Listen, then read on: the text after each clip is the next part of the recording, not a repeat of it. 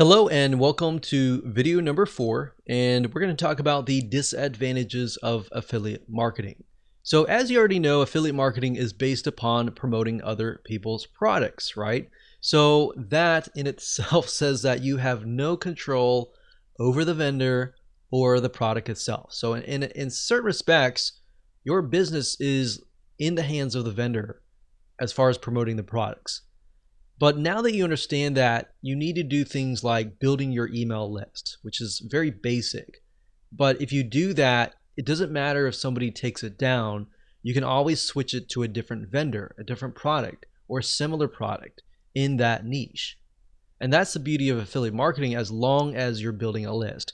Back in the day, like decades ago, I remember when we would promote a product, we would send traffic directly to the vendor's product, and then we'll make sales. But then we found out, typically weeks later, that we were sending traffic to an offer that didn't exist, or the vendor just decided to take the product down without ever telling us. And this is something that happens day in and day out. A lot of times there's a lack of communication between you and the vendor. Having an email, that in itself can be an advantage, but it can also be a scary thing at times, especially if you have a product that's a really good product, you're making a lot of money, and the vendor just decides to quit, right? So that's why in that case, there are other things that you can do, which we'll talk about in just a minute.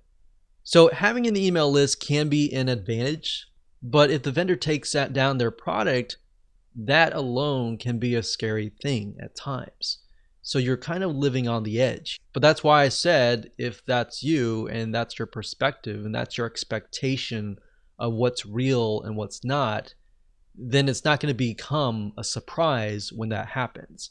But I will tell you that happens a lot. So let me put this in perspective. Vendors come and go. That's the nature of how things go. In the last decade of being an affiliate marketer, I've seen hundreds of vendors come and go. And a lot of times vendors, they'll get into these ruts where they'll create totally brand new products. Like, for example, one vendor sometimes often will create 10 to 20 different products every single year. And if you think about how many vendors there are, you could find 10 really good vendors. One of those products eventually will become outdated, right? So if that's the expectation that you have, then great.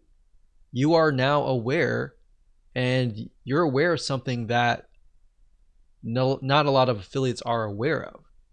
So that means that affiliate marketing often has a short-term cash flow for each product. So making as much as you can during that short-term period of time is key.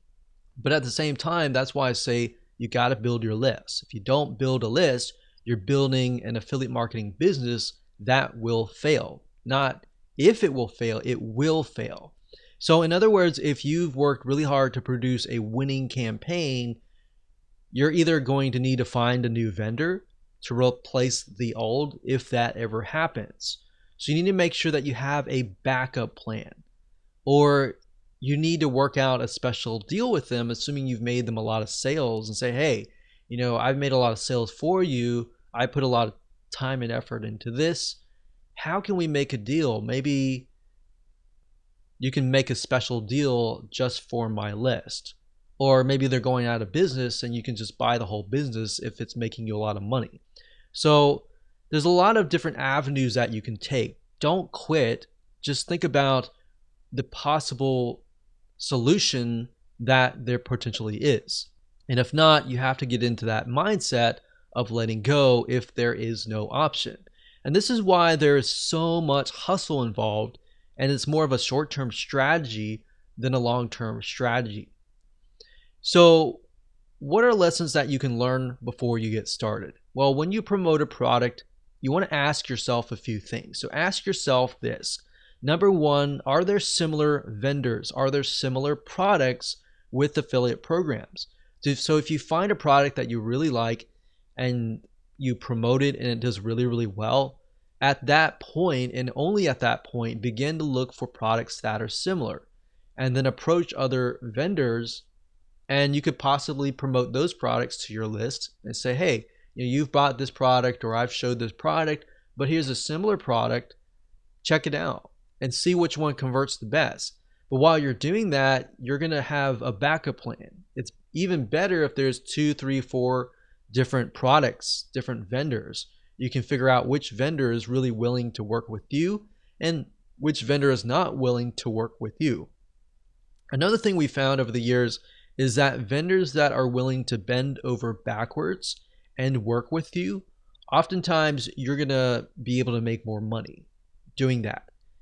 Vendors that weren't really open to working with us a lot of times ended up being very, very small campaigns. Yes, they made a little bit of amount of money, but not a lot.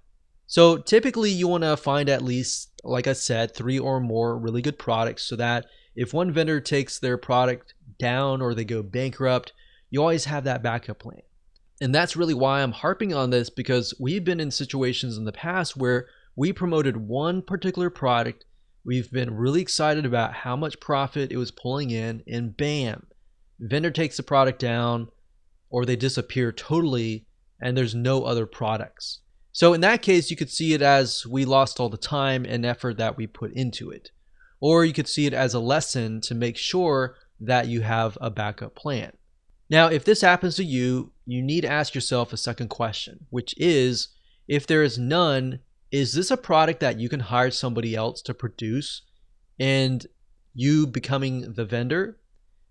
Because if you can do that, you'll actually make a lot of more money. You already got traffic flowing to the product. And then you not only do you get a cut, you get the whole cut because now you're the vendor. So that's more of a long-term strategy that you can take. But the question is, how willing are you to put all the effort into that? Because being a vendor does take a lot of energy and time. But at the end of the day, your long-term business is going to stretch further and your profit margins are going to be a lot higher. So that said, it's often better to have a long-term strategy to have a mixture of both your products and products that you promote as an affiliate. And that way you're not hustling all the time.